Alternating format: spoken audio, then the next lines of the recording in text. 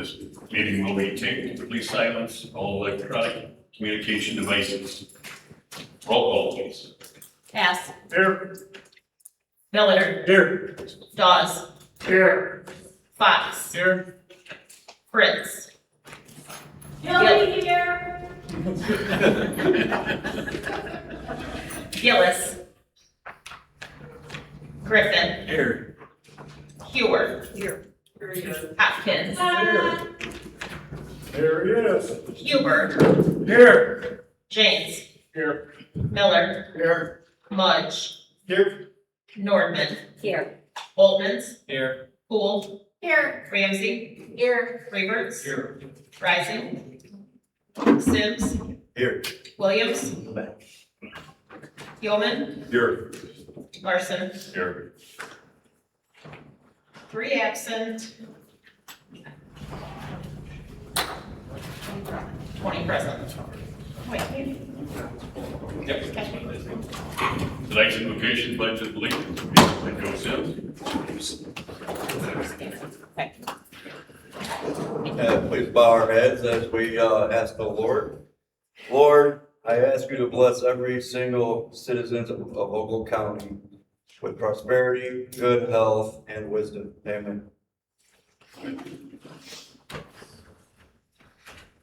I pledge allegiance to the flag of the United States of America and to the republic for which it stands, one nation, under God, indivisible, with liberty and justice for all.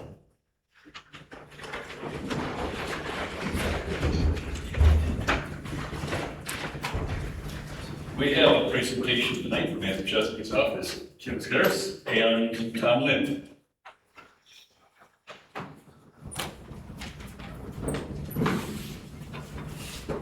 Case, I said that wrong.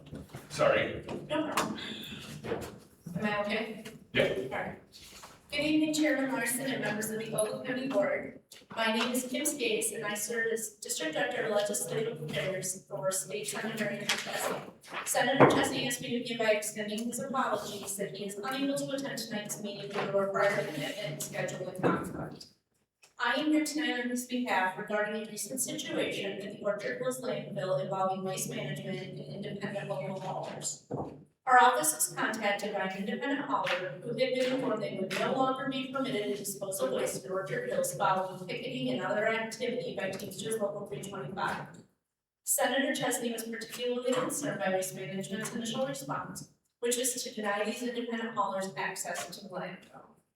That decision could have had serious consequences. Independent haulers provide competition and consumer choice to residents and businesses throughout this region.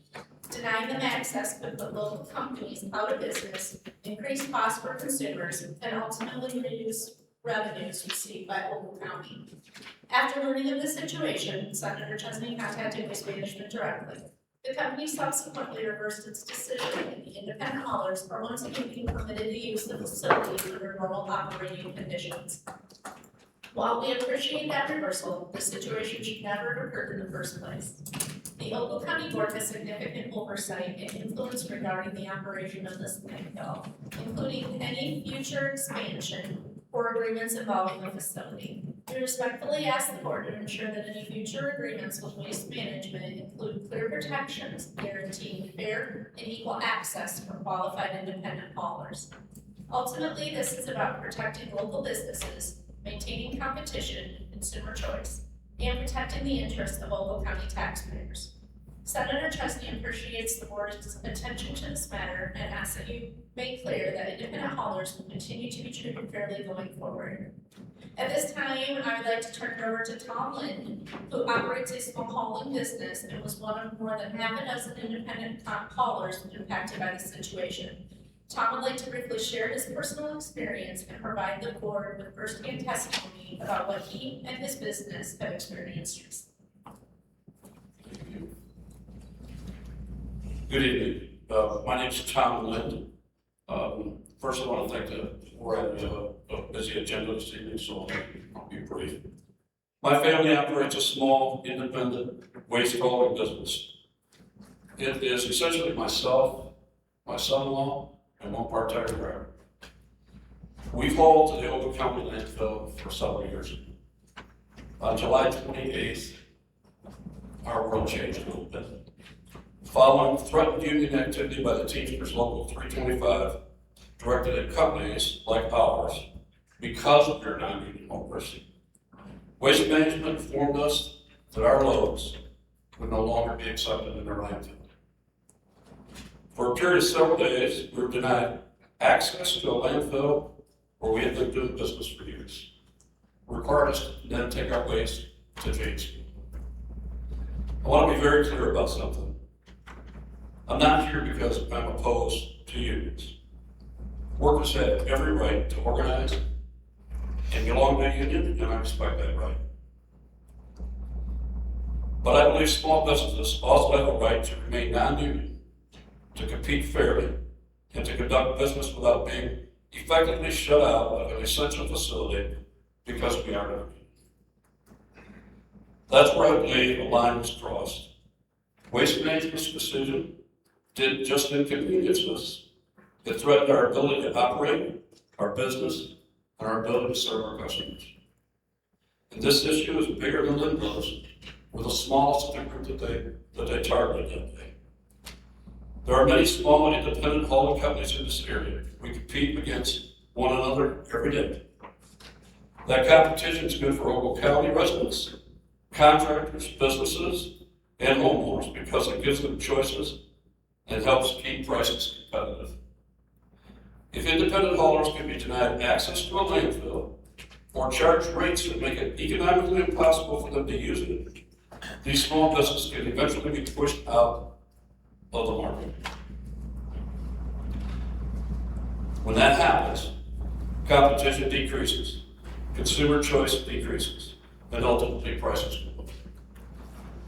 We have since been allowed back into Ogle County landfill, Orchard Hills in particular, and I appreciate that, and I appreciate the attention that elected officials and members of this board have given this situation. But my concern is what happens next. Being allowed to the gate doesn't mean much if our rates can simply be raised to a level that accomplishes the same thing as denying us access altogether. That is why I'm asking this board to look beyond what happened to our company and this other handful of companies over the last few weeks and consider what protections should exist going forward.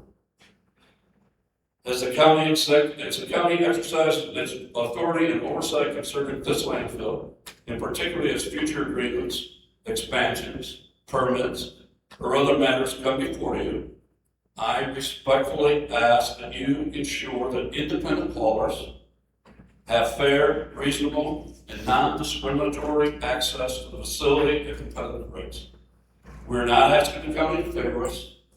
We're not asking for special treatment. We are certainly not asking you to interfere with anyone's right to organize. We're simply asking for a level playing field. Give small, independent businesses like ours the opportunity to compete. Let our customers decide who they want to do business with. And don't allow access to an essential facility to become a tool that determines which businesses are allowed to survive. That's all we're asking. Thank you for your time. Thank you for taking this issue seriously. I did bring copies for all the board members if they'd like a copy of this letter, and I'm happy to stand for any questions that you might have. Otherwise, thank you. God bless you. Thank you. All right, thank you. Do I have That's fine. copies? Yes, that's fine. I'm sorry. That's fine. You can give us a copy. I didn't hear you. I'm sorry. Oh, please bring up a copy. That's Very very hard. a little hard here. Well, that's all I don't apologize. Thank you very much. Thank you. Next up, we have the consent agenda, for which we do have to pull off one item, and that is the appointment of Dave Sawsill. That's going to be pulled and held to make sure we get all the i's dotted, t's crossed, according to state statutes, according to the process of state statutes. That's the only exception. Unless anyone else has anything else you'd like to see pulled off for any reason, please so state. I I don't want anything pulled off, but I have to abstain from county board payments. I have a conflict. So I'll recuse myself from the county board payments because, for conflict, because my business has an invoice there.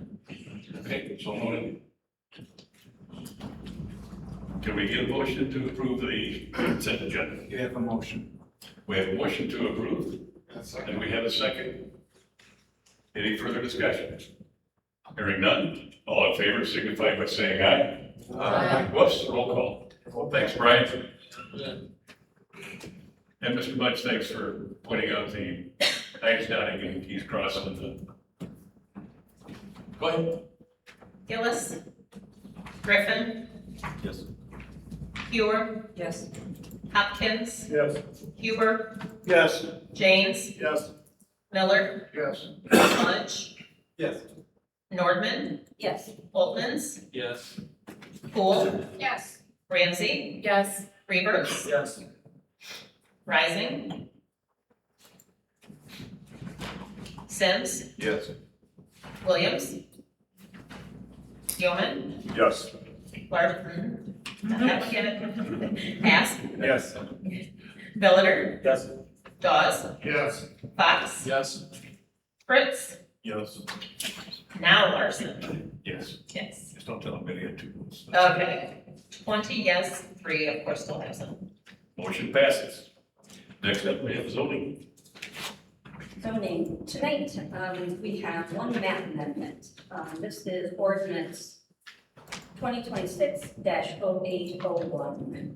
Shane Nielsen, 110 North 7th Street, Oregon, Illinois. This is a amendment to the zoning district to rezone from Ag 1 agricultural district to R1 residential, rural residential district, and the property described as follows. Part of the southeast border of Section 5, Marion Township, 24 North Range, 11 east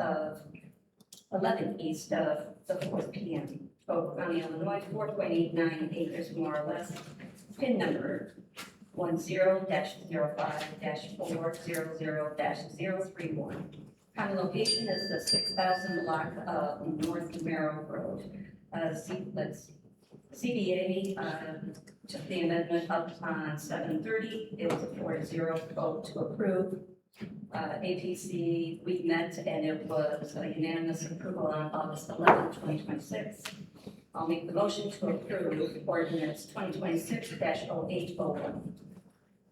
We have a motion. Do we have a second? Simple second. We have a motion and a second. Any further discussion? Hearing none, all in favor signify by saying aye. Aye. All opposed, same sign.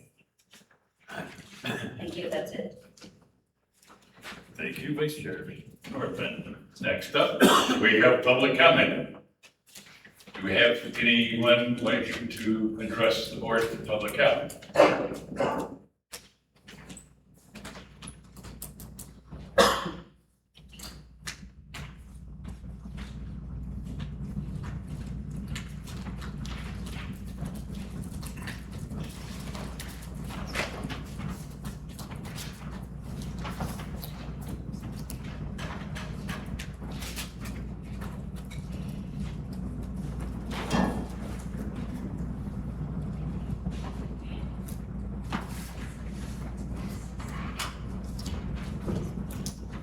Good evening, everyone. Board, thank you for allowing me to be here. My name is Julie Bassett, and I am the founder and president of Together for Taft. For nearly 2 years, I've been advocating for the preservation and reimagining of the Laredo Taft Field Campus. Tonight, though, I don't want to spend my few minutes telling you everything we've done or everything Taft has been. I'd rather talk about what it could become and what Ogle County has the opportunity to steward. As I understand, the current proposal, NIU, is willing to consider transferring parcels 1 and 2, approximately 66 acres of the former campus. Within those 66 acres is an opportunity to create something extraordinary for Ogle County. Imagine children Once again, learning outdoors, studying ecosystems, hiking trails, and discovering that education doesn't have to happen within four walls. Imagine partnerships with schools, colleges, conservation organizations, indigenous communities, artists, nonprofits, and community organizations. Imagine retreats, environmental education, recreation, arts, and cultural programming, leadership development, intergenerational learning, and community events. Those don't have to be separate visions competing for the property. They can coexist. And Ogle County would not begin at zero.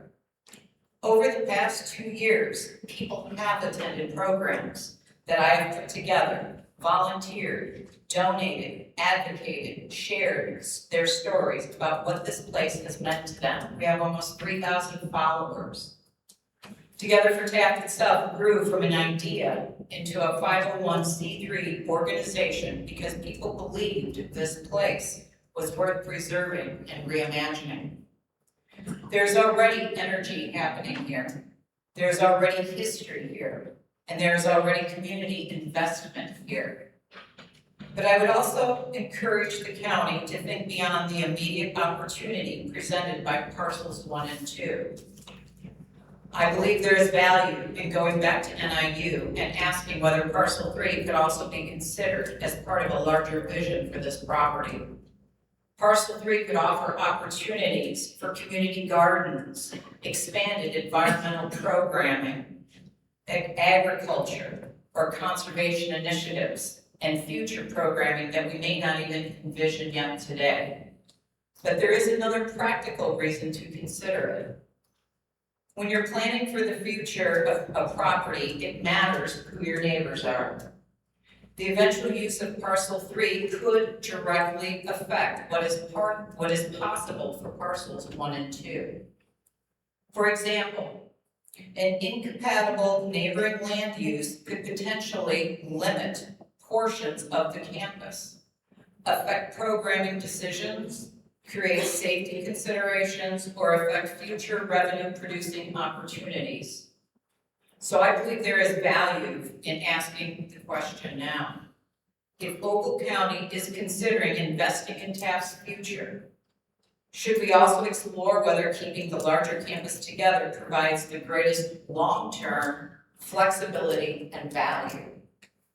I recognize that acquiring even 66 acres is an enormous responsibility. There are buildings, infrastructure, maintenance, funding, and long-term sustainability questions that must be taken seriously. I don't minimize any of that. But I hope we don't look only at the responsibility without also looking at the opportunity. And it doesn't have to look exactly like Taft of the past. And maybe that's the exciting part. We have an opportunity to honor what Taft was while imagining what Taft can yet become. If Ogle County chooses to pursue this opportunity, I hope Together for Taft and the many people who have gathered around this effort can be part of the conversation about what comes next. Because ultimately, this isn't simply about acquiring property. It's about deciding what kind of asset Ogle County wants this property to become for the next generation. Thank you for your time. Thank you.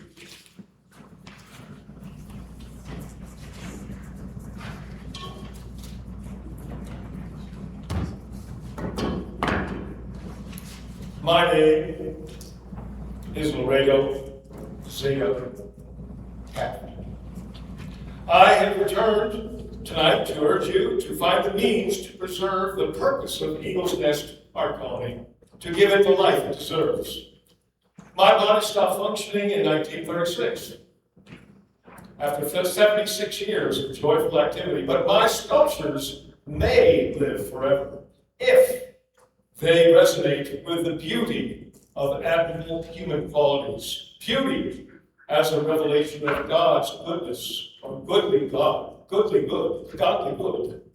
The Belgian Nobel Prize-winning author, Maeterlinck, claims that sculpture should externalize only the rarest and the absolutely beautiful moments of life. He says a sculptural monument which is not admirable is a permanent crime. I agree with Maeterlinck. But the beauty he refers to is not just external, it is the beauty that lies within us long after our bodies have faded. All men and women have the potential to be students of beauty, which would bring soothing and charm to even the darkest lives. The one thing that separates us from our brother animals is the fact that we can send messages down through the generations. We can send greetings to a world unborn. The means by which this is done is art. Through poetry and painting and sculpture, life begins to explain itself. As in my sculpture, The Blind, displayed in the Oregon Library across the street, a little child with sight will lead the blind among us safely on to a future we cannot see, but they will see and live in.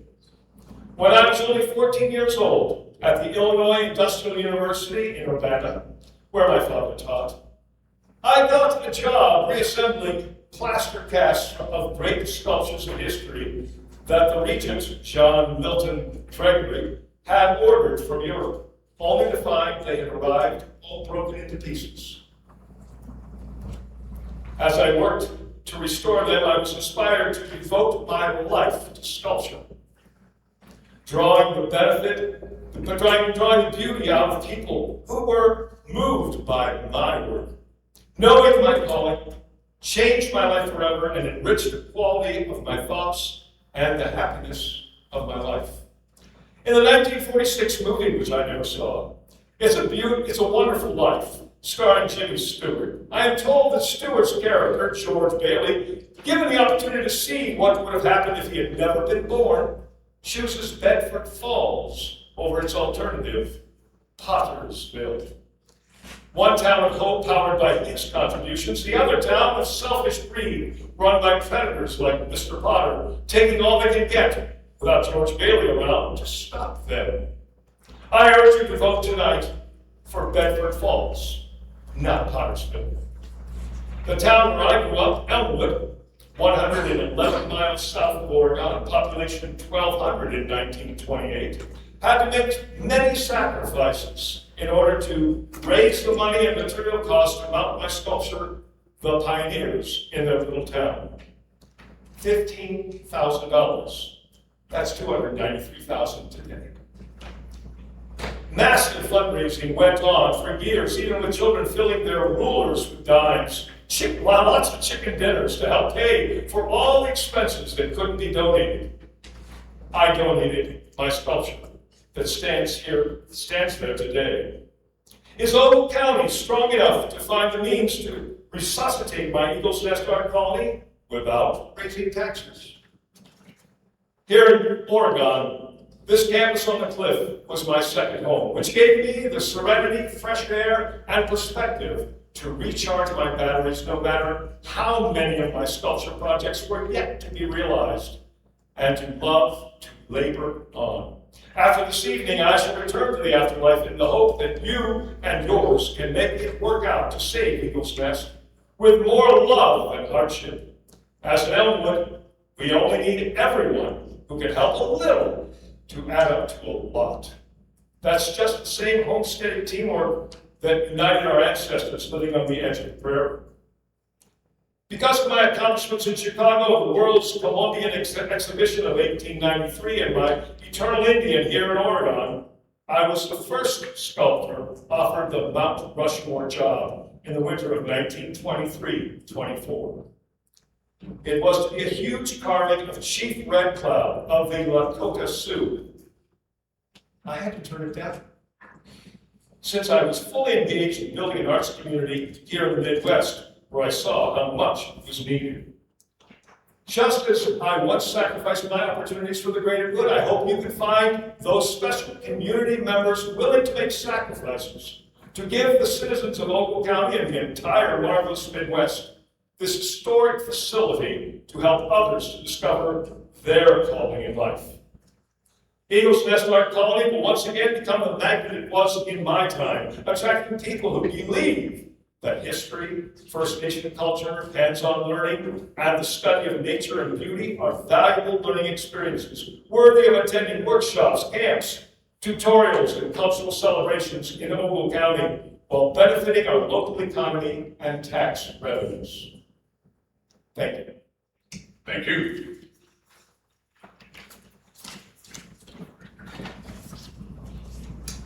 Do we have anyone else wishing to speak? Thank you.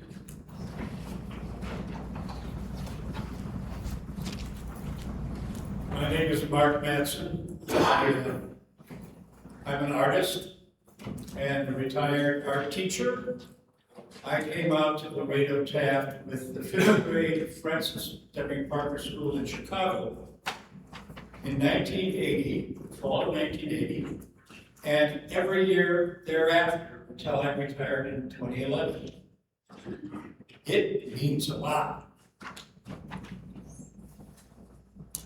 I'm having a little show at the Coliseum Museum in December, the month of December and the month of January, and it's all landscapes of Lake Laredo Taft. Most of them I painted in my own studio, but it's based on drawings I did and while I was here and across the river, and photographs that I've taken over time. I'd like you to see it. I'm inviting you all to come to the Coliseum Museum anytime between December 5th and January 31st. I'm a member of the Together for Taft group as well. And I understand from what we have learned about state finance, university finance, and county finance, this is a difficult time. And we're trying to find every creative way we can to make this facility come alive again. Consider the idea of all the community colleges in the surrounding counties who are willing to bring students to a facility like Laredo Taft and pitch in. So there are extensions of what we can do there that go beyond the county borders. But we need your leadership to help make that happen. Thank you very much. Thank you. Well, it's hard to follow Taft, and I was unaffiliated with the group until they asked me 15 minutes ago to film them because I'm a youngin' and apparently good with technology. My mom did go to Laredo Taft for her master's degree in the late 80s, so surprised there. But hi, my name is Carl Trank. Different story here. I bought my house in rural western Oakland County, about a few miles south of Forest, about 5 years ago. And I planned to live there until I retired in, well, 15 or 20 years from now. Unfortunately, that plan went down in jeopardy. A couple months ago, a sketchy salesman from Texas showed up at my house after 8 p.m. and said that they were going to build a wind farm in Ogle County, and there was nothing that I could do to stop them. Then he tried to bribe me $40,000 to sign a gag order so that they could build a wind farm next to my house. True, he called it compensation to sign a good neighbor agreement. My understanding is that if I were to sign such an agreement, I would be prevented from opposing the wind farm and would be giving up all the rights provided to me by Illinois law and Ogle County ordinance. I refused to sign such a document since the entire reason I bought the house I did is because it was in a quiet and dark location. I'm extra sensitive to external stimuli, and if a wind farm is built nearby, I'll likely be forced to move due to the noise and the flashing lights at night. Well, wind farms aren't pretty, and Laredo Taft spoke of the beauty of the county is beautiful. But to make matters worse, the salesman said that he had a map of where the wind turbines would be, but he said he couldn't give me a copy when I asked him for one. Also, it seems like he might have been harassing my elderly neighbor, trying to get him to sign an agreement that he obviously didn't want to sign. Furthermore, the salesman isn't even an employee of Enbridge, a Canadian company that's headquartered in Texas, but wants to come build their wind turbines here. From what I can tell from the salesperson's very basic website, he's an independent contractor working for Enbridge, who was likely hired as a pawn of a liability shield for them to do the dirty work of bribing us to give up our rights. And if that wasn't all, Enbridge's own website states, and I quote, "At this stage, the destination for the energy produced by the Leaf River project has not been finalized. Options under consideration include delivering power to the regional electric grid or entering into a power purchase agreement with an offtake partner," end quote. My jaded understanding of the statement is that Enbridge hopes an offtake partner, aka a data center, will come in too, since they know that Elon Musk can pay more for his electricity than we ever could. Finally, please know that Enbridge, the oil pipeline company that wants to build a wind farm here, broke a contract in Wisconsin in 2013, spent 6 years trying to negotiate a settlement out of court, and when that failed, engaged in 6 years of litigation. That process is still ongoing 13 years after Enbridge broke their easement agreement. There's still no clear resolution in sight. And if that isn't everything, the state of Michigan has sued Enbridge for, and I quote, "violations of the public trust doctrine and common law public nuisance," end quote. That lawsuit is ongoing and even reached the federal Supreme Court due to technicality. Just this year, the Supreme Court ruled unanimously in favor of the state of Michigan. One last comment about the proposed wind farm for Humboldt County. After conversations with the salesperson from Texas and an engineer from Enbridge, I was told that the map of where wind turbines will be located will not be ready until September 1st, although they assured me that no turbines will be built west of my house and that their nearest turbine would be 3/4 mile away. Guess what? I found the map on the FAA's official government website. It shows that in 2025, the FAA approved over 45 wind turbines for Oakland County, with no fewer than 5 of them directly west of my house, nearest to which is well under half a mile away.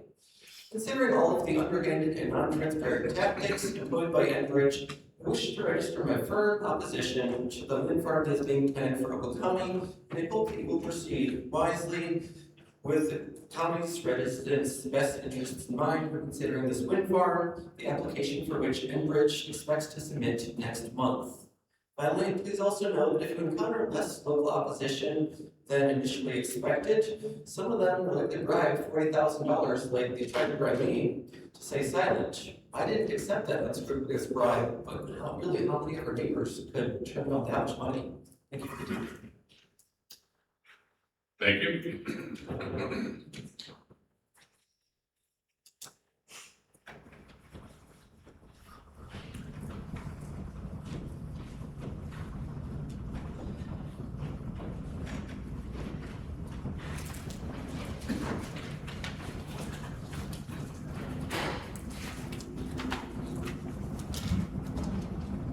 I'm Randy Rest, I'm a little bit shorter. My connections with Taft are a bit more personal.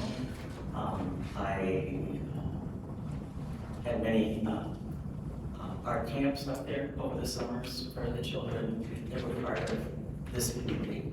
And I volunteered as a nurse there when other communities would come in and they needed somebody up there that was kind of competent, and the budget was always a little bit tight.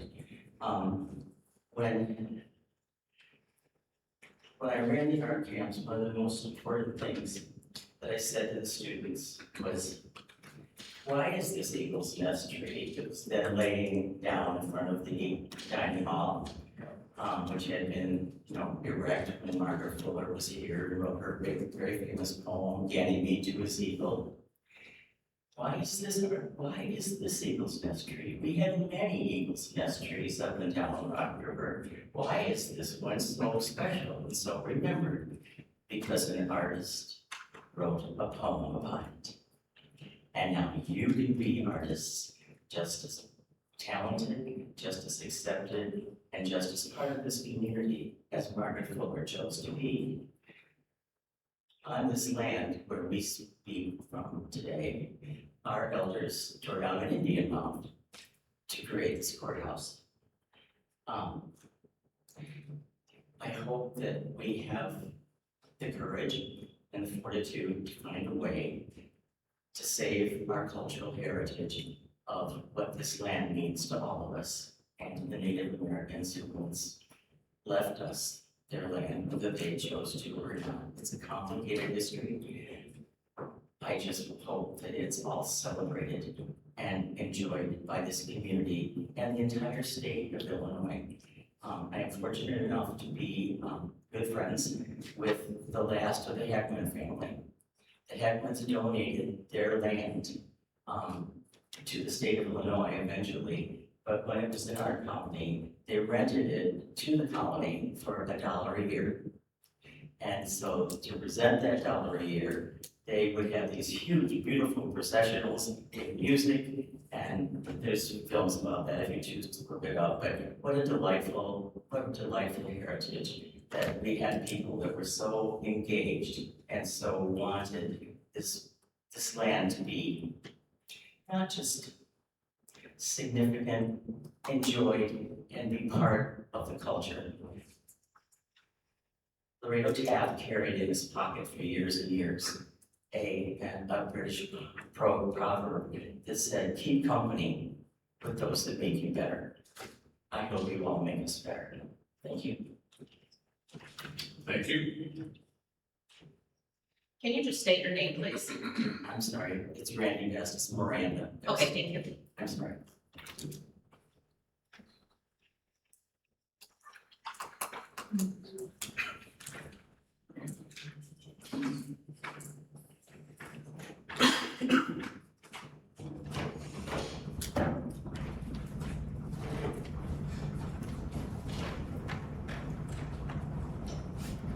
Good evening. My name is Tamara K. Reed, and I am a resident of Oregon, Illinois. This past Tuesday morning, August 11th, in the midst of deluge, the leadership for the Supervisor of Assessments, Planning, and Zoning Committee opted to share a data center draft ordinance with members. Despite declarations that when something was worthy, that it would be made publicly available and community input requested, yet we are only left to be made aware of its apparent unworthiness. Was that in-house draft something you were actually proud of? Did your colleagues on the board as a whole have opportunity to review that document, share their thoughts? Or is this project limited to a team of 4 or 5? Generally, when there is something to be proud of, there's a want to share it with resounding clarity. And what I, in a small crowd of 5, maybe fewer, witnessed was nothing short of shambolic, a mumbling through of nothing substantive. In approaching the vice chair following the conclusion of the APZ meeting to address my concerns, one of its key engineers, unawares, shared that he had only excused himself from the meeting for the sake of, and I quote, perception, not out of ethical concern. Is it common practice for someone on the OCB to use their corporate and personal email accounts to conduct county business? In particular, someone with professional ties to 3 businesses that stand to benefit from data center development, to contribute, as the Planning and Zoning Administrator shared, not only to the data center draft ordinance in its first iteration, but also to its second and to its third. The past APC data center presentation, July 14th, was the document I was pointed to for specificity, for source materials for the draft ordinance, more generalities. The conflicts of interest, the lack of care, the abuse of position, and the placement of the burden onto constituents is an embarrassment. In addition, but certainly not limited to, the pantomiming during public comment, the pompous task-rabbiting during committee of county staff and OCB colleagues, and eager assumption of risk management by leadership to explain away obvious ethical quagmires. For a final thought, are these proceedings merely for perception, or are they being led in good faith?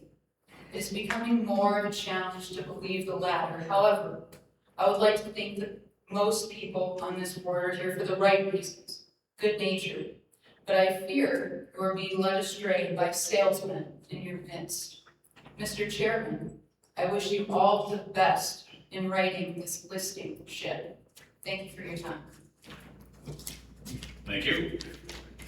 We Anyone else wish to speak?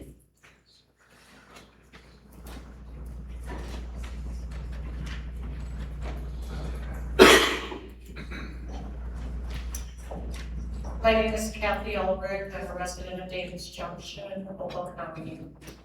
Talking about data centers, I've recently become aware, you've heard me talk about, I sent you all information on 3D aquifer studies. I've become aware that there have been 3D aquifer studies done. I haven't had a chance to dig into it too well, but the industry has already completed some of these studies. And this ordinance that we're not able to see yet, I don't know if any of you have seen it, I would say that we would require any and all water studies, environmental studies that the industry has access to or has reviewed would be required to be disclosed to this county. And we necessarily wouldn't have to do our own 3D aquifer study. I wouldn't imagine that there's too many companies in this country that are capable of doing the 3D aquifer study. So it shouldn't be too hard to find out if we've already had our water survey. There seems to be a common theme tonight that the residents of Humboldt County care about our land here. And we care about what we were given. And we're asking you to protect it. And there's a lack of trust of how our government at the local, state, and federal have been handling these data centers. And the more I learn about it, the more I see how they're shuffling from one level of government to another, and even deceiving good-meaning people on county and boards. We're locked up at the state level. They're interfering in our local leadership decisions. I could go on. I've become concerned about other issues besides the water. The most popular subject on social media are the flock cameras, and that seems to be all connected to this too. I don't think it's one project. I mean, all these separate projects anymore. I think it's one project, broken up into many little pieces as an attempt to shift around and move and deceive, so that it can't be seen for what it really is. I'm concerned about the environment, the air, the water, the noise, the light pollution, a lot of things. I'm concerned about our constitutional rights, our local rights that the state is stripping from us on our zoning. I'm concerned about conflicts that might be on this board. I have many concerns, and I continue to have questions. I started digging into even the cost. I got an email from someone I knew in another state that's addressing this issue on a different level. And there were two nearby communities, and they found out that their projects were actually connected. And one of the communities was providing fire service for the other community. And they had a 700% increase in the neighboring community's bill for fire protection service. So I started thinking, well, what is that about? You know? Well, it's infrastructure for the data centers is what it's about, and who's gonna pay for that? And what has to be installed so that that's properly taken care of. And as I dug into it, I find those that are experts in this area don't even have answers for all of this. Yet across the state of Illinois, many of these have been approved already. I see it as negligent, and I'm gonna go as far on record as saying any data center approved without some of these resources being removed, I think goes beyond just a negligence, it's criminal negligence. We want you to protect our water, we want you to protect our air, we want you to protect our land, we want you to protect our resources. And we don't see everything you do, God does. He sits in those committee rooms, he reads those emails, he sees your text. It's not AI surveilling you.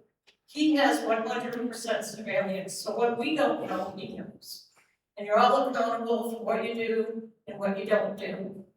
And I don't know if it does any good for me to come up here periodically and tell you that we need you to protect us. And I don't even know what you can do from the county's position because it's a state issue and it's, I mean, I'm finding out water's being taken out of Lake Michigan.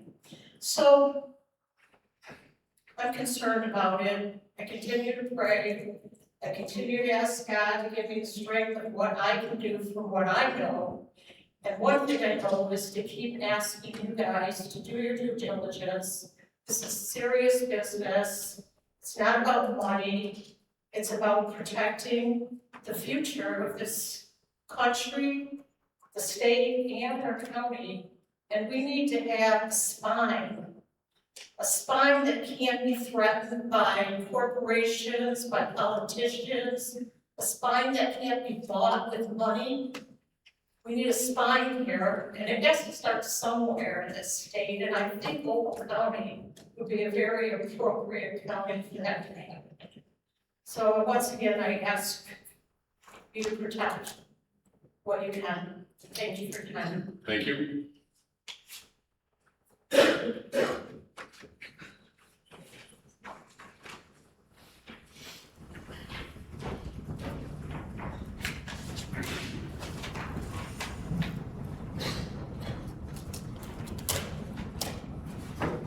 Good evening. My name is Karen Mora, and I feel like I'm living in a movie.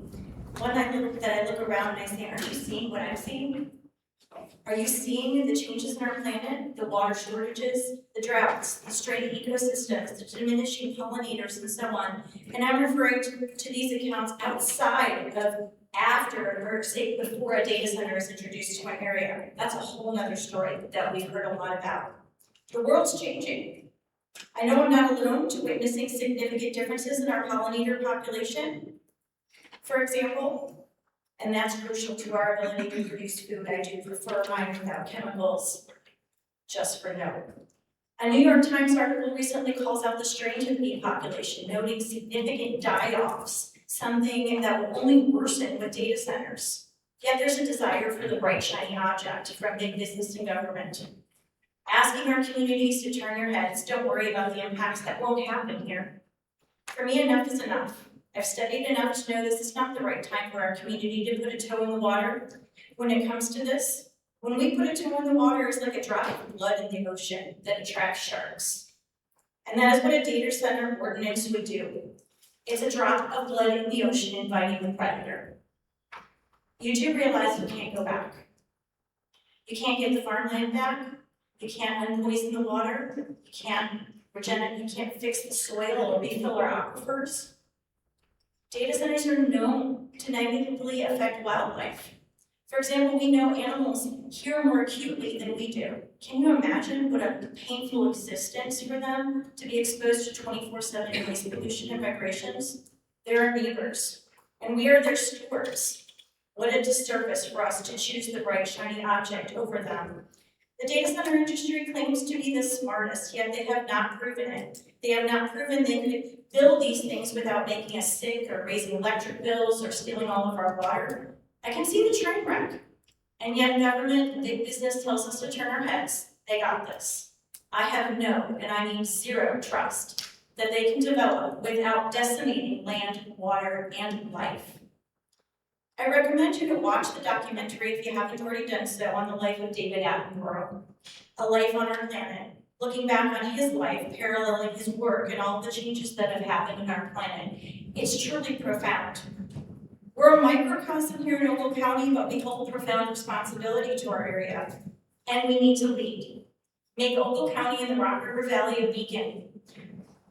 Do we want to look back, reflect at what was so beautiful, so nourishing, and have our names, well, your names, attached to the destruction? Or do we want to move with great caution and responsibility that requires a pause? No data center ordinance, no data centers without seeing success elsewhere. An ordinance is an invitation, again, a drop of blood in the ocean attracting the predator. While I am aware that the land in question has been zoned for industrial use, I wish to say this: how many of our residents could we feed? How many could we securely house? How many could we heal with this land? Why is so much more consideration given to projects like this that will drain the community over projects that would meaningfully nourish it? We do not lack the resources to care for our people. We truly lack the will and the imagination. We can do better. We must do better. This is our opportunity to lead with a community focus, No data center ordinance, no data centers. Put a pause on it all. Thank you. Thank you. Do we have anyone else wishing to address the board? Seeing none, we'll be moving on. After a minute. Just very quickly, my name is Steve Cunningham, I'm president here. I'm a retired NIU administrator, and about over 30 years ago, my first meeting for NIU was at Loretto Taft. I thought, wow, what a cool place. And it reminded me of Starved Rock. And over the years, I think NIU has done a lot more to develop it, and they maybe didn't take that opportunity. If the county has that opportunity, I think it's a great opportunity. And so I just want to encourage you, all of you, to realize that and enjoy the future with Loretto Taft. Thank you. Anyone else? Seeing none, we'll be moving on. Ethics and governance. We do have board rules and procedures that will be held over till next month for the final review. HPW, solid waste and vengeance. Thank you, Mr. Chairman. I do have one item for the board's consideration tonight. This is the Ogle County 2026 Solid Waste Plan update. There's a resolution here. I'll just read a couple of statements from the executive summary. The mission of the Ogle County Solid Waste Management Department is to serve the county residents and businesses by promoting waste reduction, providing education regarding waste management, expanding recycling opportunities, and ensuring safe waste disposal options within Ogle County. The most recent solid waste plan update occurred in 2021. The 2021 plan update established a strategic vision for the solid waste management department for the subsequent planning period and continues to serve as a solid foundation for this plan. This plan, the resolution we have tonight, builds upon the 2021 plan update and further refines and expands the department's mission and program objectives. So you guys have everything else. I will make a motion to approve Resolution R 2026-0803. We have a motion. Do we have a second? Motion. We have a motion and a second. I believe everybody has had a chance to read through this over the last couple of months. Any questions or any comments? Seeing none. All in favor signify by saying aye. Aye. All opposed, same sign. Thank you, Chairman Flack. Nothing else, Mr. Chairman. Thank you. HR and risk management.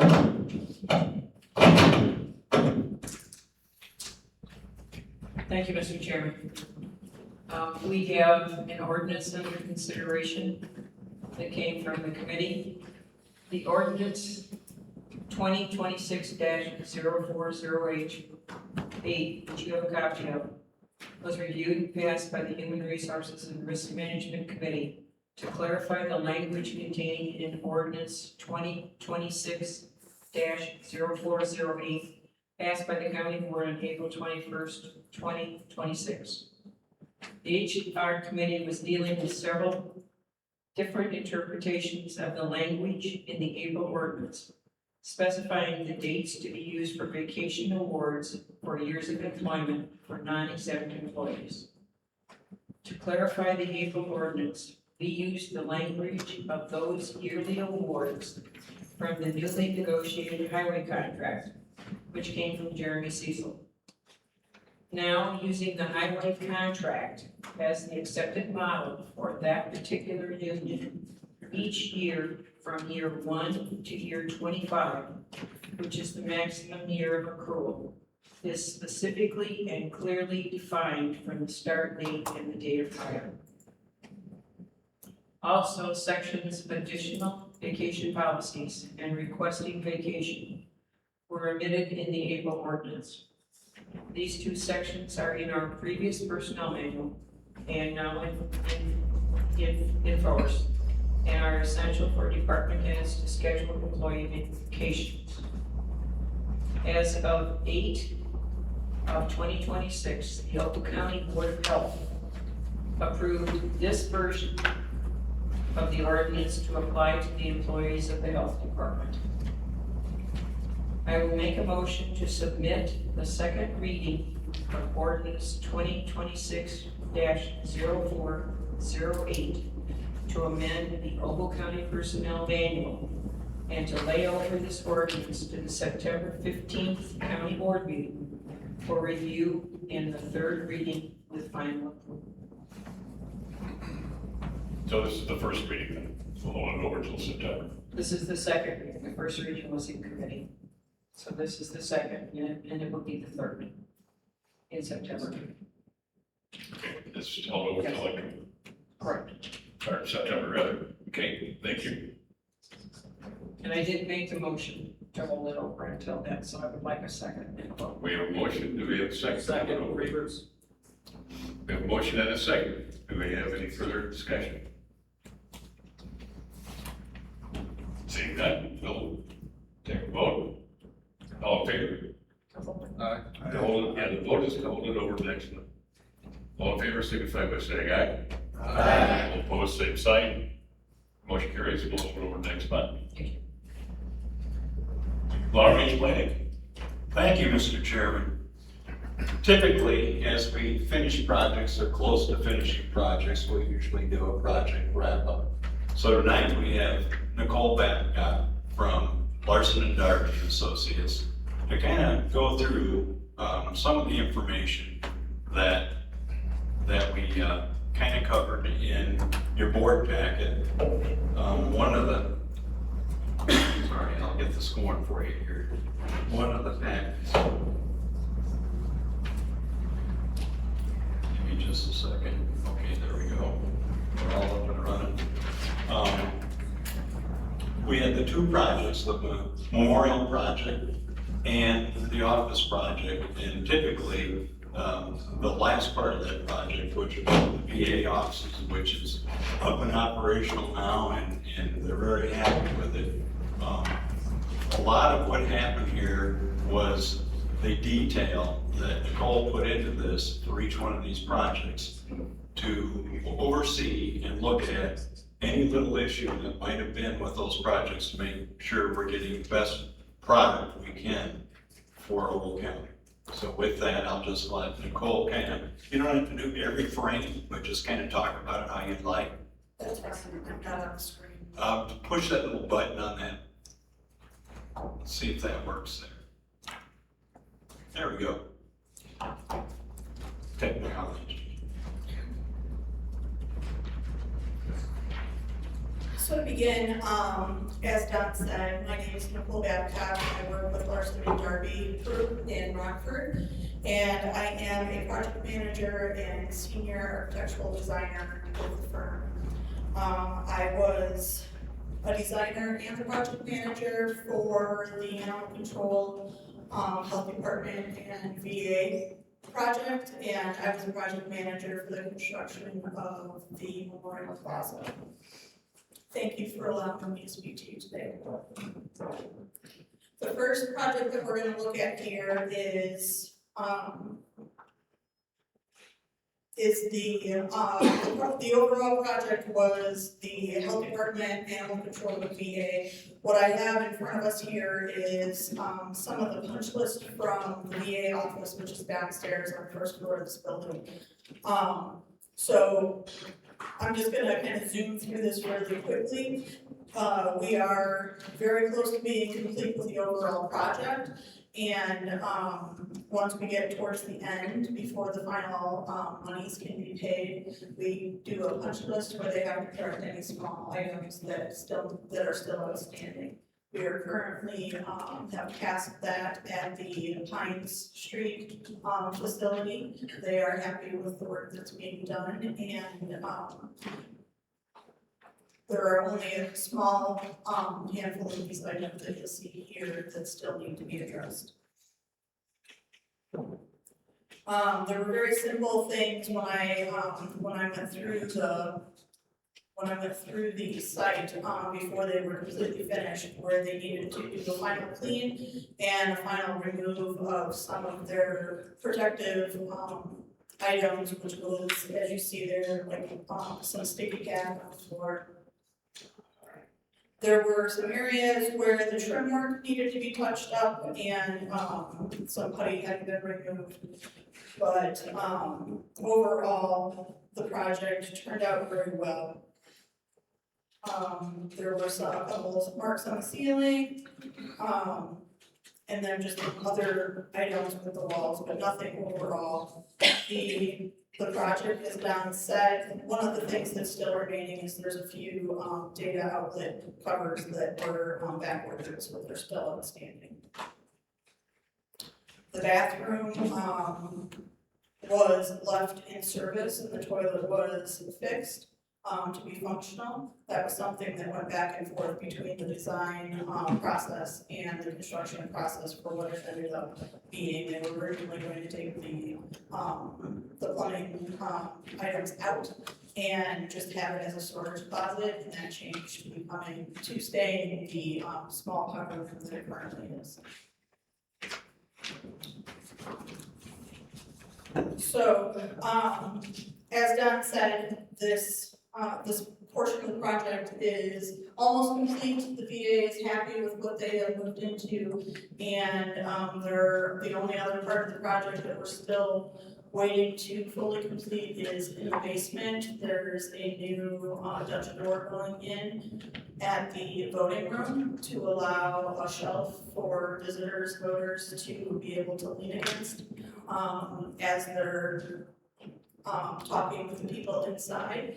That is much more secure than it was before. We're still waiting for that to be painted and detailed out. So that is all for the VA and animal control project that I have currently.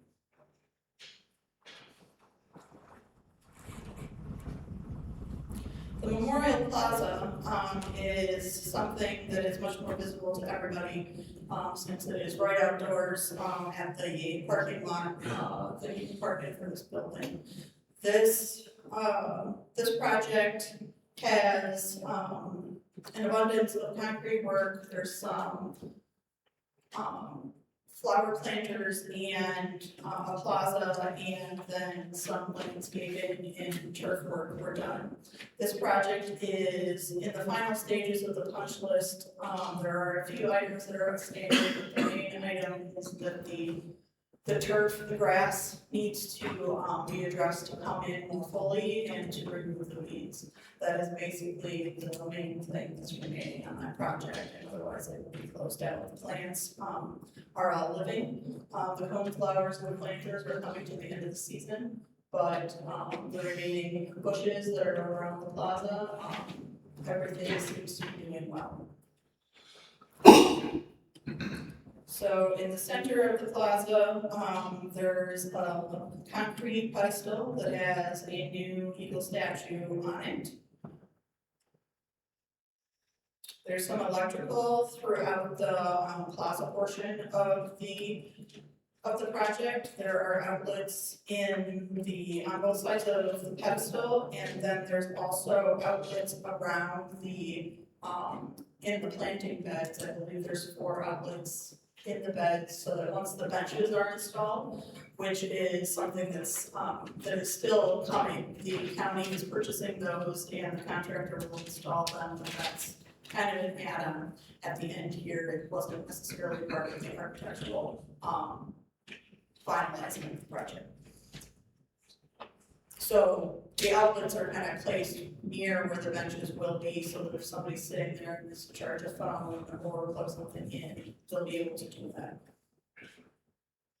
There are, a few, the Eagle statue itself, we're working through an issue where I believe the bottom portion and the top portion of the Eagle, were forged separately and then put together. There is some soldering work that needs to be done to solidify the top of the statue more fully.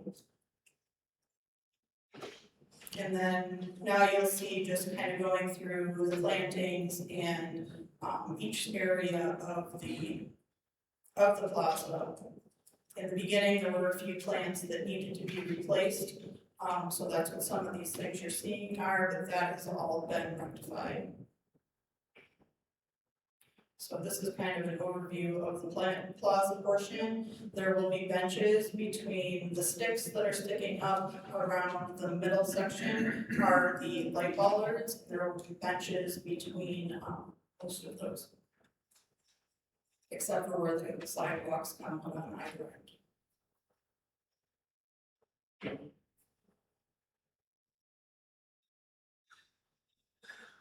I also provided a little bit of information on the plants for how they can be trimmed and pruned for the fall and or in the spring, depending on the shrub type. In the beginning, the mulch beds did not connect between what was the existing areas and the new bed that travels along the south sidewalk, and that was corrected by the contractor when they completed the initial punch list. So now the beds connect together, they'll be nice, they'll be much simpler to mow around for the maintenance department.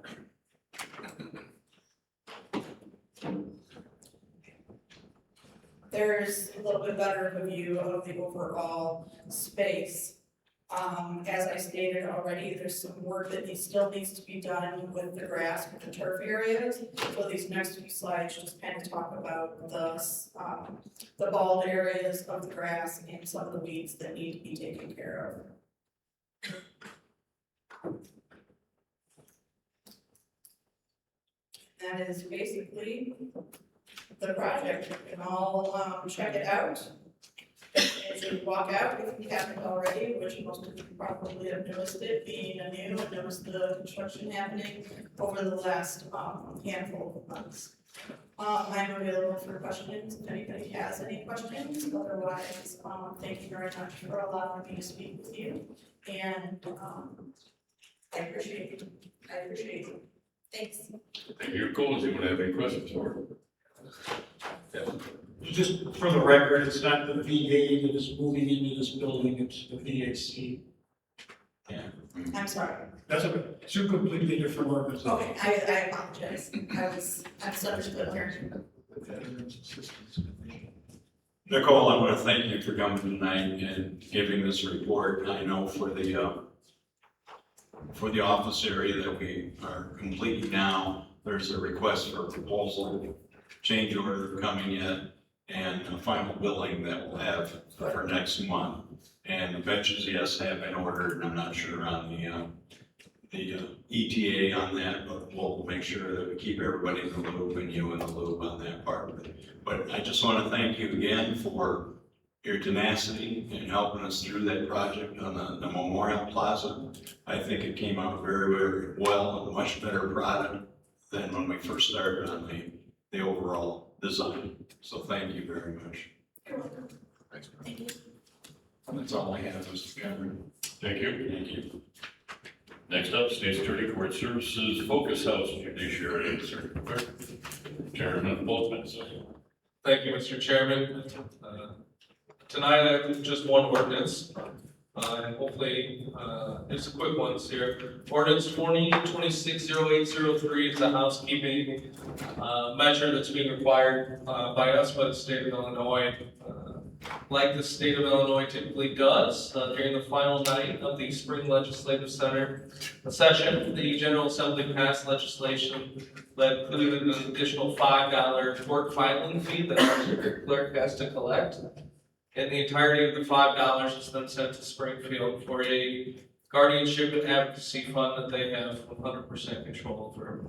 So this ordinance simply brings our local fee schedule in compliance with the Illinois Public Act that Governor Pritzker signed into law 1040468 is the public act. So I'll make a motion to pass ordinance 2026-0803, just like every other county in the state's doing tonight. We have a motion, do we have a second? Silverman, second. We have a second. Do we have any comments, any questions, concerns? Lots of concerns. Hearing none, all in favor, signify by saying aye. Aye. All opposed, same sign. No. Motion carries with objection. Under unfinished new business, I don't believe we have anything. I have no further comments. Vice Chair, I'll entertain a motion to adjourn. You have the motion? Yeah. Motion and second. All in favor, signify by saying aye. Aye. All opposed? We are adjourned.